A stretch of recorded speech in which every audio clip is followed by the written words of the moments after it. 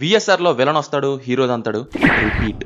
ఇక్కడ hero sorry అడుగుతాడు, అవతలాడు మా బాస్ ఎవరో తెలుసా అంటాడు, హీరో అక్కడికి వెళ్ళి వాణిదంతాడు, రిపీట్. నన్ను కొడితే ఎవడొస్తాడో తెలుసా? నన్ను టచ్ చేస్తే బేగంపేట్ భాష వస్తాడు. ఆశాన్ కొడితే ఎవడొస్తాడు? భాషాన్ని కొడితే షేక్పేట్ షరీఫ్ వస్తాడు. ఓయ్ మరి షేక్పేట్ షరీఫ్ ని కొడితే ఎవడొస్తాడు? నేను షేక్పేట్ షరీఫ్ కొట్టేస్తా. షరీఫ్ ని కొడితే మలక్పేట్ మల్లేష్ వస్తాడు. ఏదేమైనా మాత్రం కంపల్సరీ అదేంటో జాట్. Directed by. ఈ మూవీ థియేట్రికల్గా హిందీలో రిలీజ్ చేశారు, బట్ ఓటీటీలో తెలుగు కూడా రిలీజ్ చేశారు. నాకెందుకో తెలుగులో కూడా థియేట్రికల్గా రిలీజ్ చేద్దామని ప్లాన్ చేసి ఆగిపోయారు అనిపించింది. ఎందుకంటే తెలుగు డబ్బింగ్ మోస్ట్లీ క్యారెక్టర్స్లో ఎవరు చేశారో ఆ యాక్టర్సే చెప్పారు తెలుగులో, except some Bollywood actors. Cinema గురించి అయితే బాబోయ్ ఓటీటీలోనే చూడలేకపోయాను, థియేటర్లో ఏంటి సావే నాకు. ఏం బాలేదు నాకైతే మూవీ. టిపికల్ రాడ్ కొట్టుడు, గాల్లో దడ మూవీ. 2-3 స్టైల్ కోసం ఓవర్ ద టాప్ అంటే నచ్చుతాయి, కానీ సినిమా అంతా మరీ ఓవర్ ద టాప్ అంటే నాకు సెట్ అవ్వదు. నాకు తెలిసి ఈ టైప్ సినిమాలు తీసే ఫిల్మ్ మేకర్స్ అంతా ఒకే స్కూల్ అనుకుంటా. అక్కడ ఒకటే చెప్పారనుకుంటా, విలన్ అంటే ఏం చేయాలి, క్రూరత్వం చూపించాలి. ఎంత క్రూరత్వం అంటే అంత క్రూరత్వం. హీరో రక్షకుడు, సేవియర్. విలన్ గ్యాంగ్ మెంబర్స్ వస్తుంటారు, హీరో కొడుతుంటాడు. వాళ్ళు రావాలి, హీరో కొట్టాలి, రావాలి, కొట్టాలి. ఇదే కాన్సన్ట్రేషన్.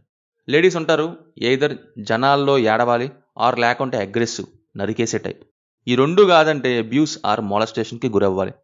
హీరో లవర్ బాయ్ అనుకో, హీరో హీరోయిన్తో 4-5 సాంగ్స్. అదే హీరోతో కుదరదో అసంభవం అనే సిచ్యువేషన్ ఎదురైతే విలన్ డెన్లో వేసే సాంగ్. ఇక సినిమా అంతా మనుషులు గాల్లో దడ ఆరెల్స్ తలకాయలు లేపుకుంటూ వెళ్ళిపోవడమే. మీరు ఇంకేం యూస్ చేయొద్దు, ఎస్పెషల్లీ క్రియేటివిటీ గట్ర లాంటివి మాత్రం అస్సలు యూస్ చేద్దామా. మనకి అవి వద్దు, ఇవే టీచ్ చేశారేమో కానీ వాళ్ళకి విసిగొచ్చేస్తుంది మూవీస్ చూసి. అసలు ఆ తలకాయలు లేపడం ఏంటో. ఒకప్పుడు తలకాయ కట్ చేసే సీన్ని ఒక సీరియస్ సీన్గా యూస్ చేశారు, ఆ తర్వాత ఒక ఇంపార్టెంట్ పోర్షన్ అయింది. తర్వాత పర్టికులర్ ఎమోషన్లో యూస్ చేయటం. దీంట్లో ఏమో విలన్ సైడ్ నుంచి ప్రతిదీ తలకాయకే. 1-2 చూస్తేనే ఊగిపోతున్నారు ఆడియన్స్. 1+2=12 అనే box office collections calculator use చేసి అరౌండ్ 12 లేపేద్దాం. పిచ్చోళ్ళు అయిపోతారు అనుకున్నారు ఏమో, నిజమే అయింది.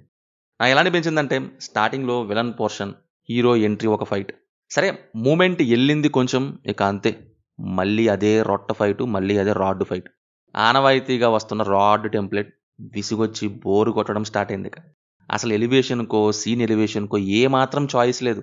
మరీ ఒక చోట అయితే హీరో ఒక మంచి డైలాగ్ చెప్దామని చెప్తాడు ఎలివేషన్ కోసం, వెనక నుంచి విలన్ గ్యాంగ్ మెంబర్ మెడ మీద తన్నే షాట్ ఎమ్మటనే.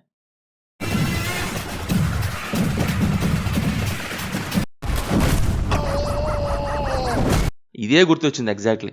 ఉంటే either too much over the top, లేకుంటే ఏంటి. నాకు తెలిసి తెలుగులో బాలకృష్ణ రవితేజతో తీయాలనుకొని విఎస్ఆర్ తర్వాత వెంటనే తీస్తే ఏమైద్దు అనుకుని, బాలీవుడ్లో మొన్న వచ్చిన గద్దర్ 2 దెబ్బకి సన్నీ డియోల్కి ఇచ్చేద్దామని తీశారనిపించింది డైరెక్టర్ గోపి. ఇంకా చెప్పాలంటే రవితేజలానే ఉంది హీరో క్యారెక్టర్, మాడతీరు, డ్రెస్సింగ్, ఇవన్నీ. పర్ఫార్మెన్సెస్ వైజ్ సన్నీ డియోల్ బాగానే చేశారు. కూల్ క్యారెక్టర్ కాబట్టి యాక్టింగ్ మంచిగానే అనిపించింది. రణదీప్ హుడా అండ్ రెజినా అయితే కుమ్మేశారు, చాలా బాగా చేశారు వాళ్ళిద్దరు.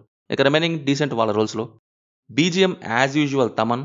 Cinema first to last hero villain గ్యాంగ్ని కొడుతూనే ఉంటాడు, తమన్ బీజిఎం కొడుతూనే ఉన్నారు. సౌండ్ ట్రాక్ బాగుంది, యాక్షన్ కంపోజిషన్ మాత్రం అస్సలు బాగాలేదు. మాస్ పేరుతో మూడంతా ఖరాబ్ చేసేలా చేశారు ఫైట్ సీన్స్. ఫైనల్లీ ఏం సంబంధం లేదు, ఇంకేమొద్దు, ఓన్లీ గాల్లో దడ. మీ జోనర్ అయితే మీ ఇష్టం. మూవీ అయితే తెలుగులో నెట్ఫ్లిక్స్లో స్ట్రీమ్ అవుతుంది.